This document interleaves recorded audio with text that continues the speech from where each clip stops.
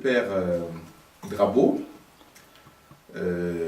Déjà quelques années que je suis dans cette maison, dans ce séminaire. Je suis dans ma 4e année et depuis 4 ans, j'accompagne la communauté Notre-Dame du Chemin. Et au sein de cette communauté, je donne un petit parcours qui s'étend sur l'ensemble de l'année, pratiquement 2 heures toutes les 2 semaines, on peut dire ça comme ça. Voilà. Et le titre de ce parcours, c'est l'Église universelle. En fait, c'est un petit parcours qui a simplement pour prétention d'ouvrir à la connaissance de l'Église universelle, c'est-à-dire les fondamentaux de l'Église, les notes de l'Église, les images de l'Église, et puis ensuite tous les membres qui composent la famille Église. Voilà, donc nous faisons généralement tout le premier trimestre consacré à un cours plutôt théorique magistral, bien sûr avec la participation des étudiants, et puis à partir du second semestre en général, mais cette année on a pris un peu plus de temps sur la première partie, le temps est consacré à plusieurs exposés.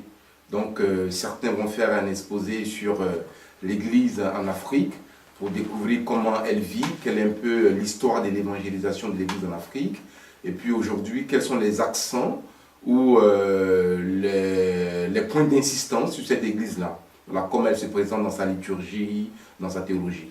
Voilà, donc c'est un exposé sur l'Église d'Afrique. Nous faisons aussi un exposé sur l'Église en Europe, et en particulier le cas de la France, puisque les étudiants sont français, pour la plupart. Nous faisons aussi un exposé sur l'Église en Asie, pour découvrir l'Église en Asie. Nous avons la chance d'avoir des Vietnamiens, un certain nombre ici. Donc ils présentent l'histoire de l'évangélisation de l'Asie. Ils nous disent aussi aujourd'hui comment cette Église-là, elle vit, quels sont les points d'insistance qui sont à partager. Et puis après, nous évoluons tout doucement dans d'autres zones du globe. Donc une présentation aussi de l'Église en Amérique du Nord. En fait, c'est un visage d'église qui est assez proche de l'église en Europe, mais c'est bien aussi d'étudier cette église dans sa spécificité. Et puis bien sûr, un exposé sur l'église de l'Amérique du Sud. Elle aussi, elle est particulière dans sa théologie, dans son histoire, dans sa façon aujourd'hui de célébrer la liturgie dans ses expressions. Voici en gros, voilà, comment se vit ce parcours sur l'église universelle. C'est vraiment une découverte, une initiation à l'église, parce que les années précédentes, le père Laurent, qui faisait partie de notre communauté, donnait, lui, un cours sur l'histoire de l'Église. Nous, on ne fait pas l'histoire de l'Église, mais nous allons à la découverte de l'Église dans ses différents visages sur l'ensemble du globe. Je pense que c'est un parcours intéressant. Peut-être Philippe peut nous dire qu'est-ce que lui découvre à travers ce parcours tout simple. Hein.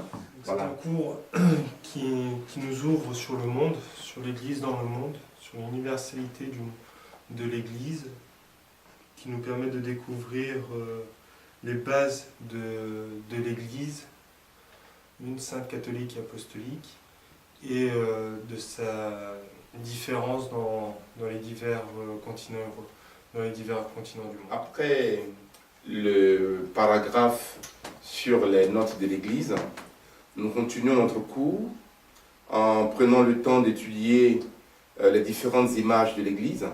Elles sont nombreuses et très très riches, et nous pouvons voilà, retenir 4 images de l'Église. Donc les images de l'Église,